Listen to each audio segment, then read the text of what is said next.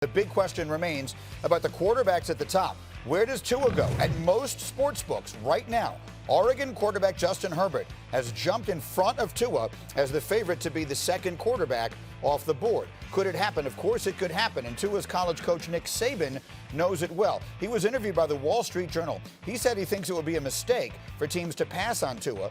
He said, quote, remember, he was the coach of the Dolphins when this happened. He said, quote, we failed Drew Brees on the physical.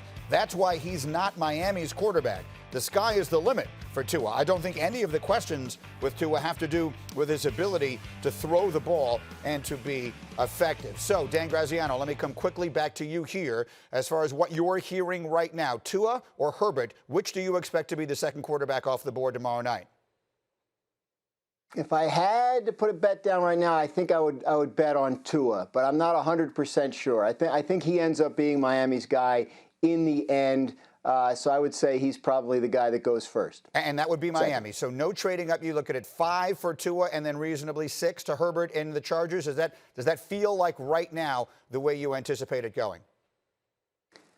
I don't anticipate the Chargers trading up at this point. I don't think Miami feels like it has to. So if it stays where it is, again, if I had to put a bet down, I would say probably Tua to Miami, and then the Chargers, if they take quarterback, probably Herbert, but I'm not sure that they will. There's a lot of chatter going around right now. There are people that think that Miami likes Jordan Love and could wait till later in the round, but that would be very risky for them to do that, knowing they need to come out of this with a franchise quarterback. And, of course, there's always the possibility of some surprise team trading up, getting in front of these teams, and taking a quarterback as well. But I think at this point, the way things stand, that's the way I would lean in terms of a prediction on Wednesday morning. Okay, so let me get not only Rex and Dan Orlovsky back here, but Laura's with us as well here now. So Laura Rutledge, again, you've been around this and around Tua from the very beginning. So I would ask you 2 questions here. What do you expect? Who do you expect to be the second quarterback taken tomorrow night? And who does Tua expect to be the second quarterback taken tomorrow night?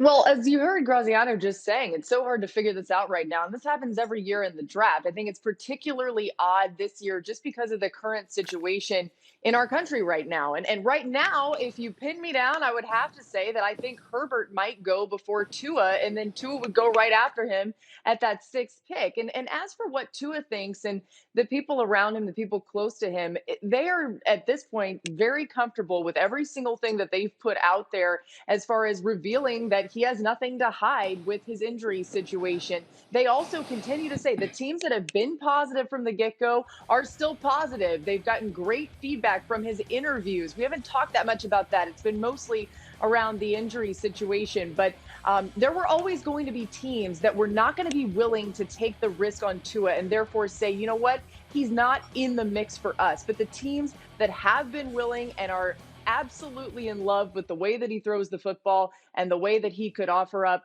a franchise quarterback type situation for their organization, those teams are very much still in it. So I think that 5-6 range is right where we'll see Tua go. Dan Orlovsky, give us a preview on if tomorrow night Tua is not the 5th pick in the draft. If Herbert goes ahead of Tua, what will be the first words out of your mouth here Friday morning?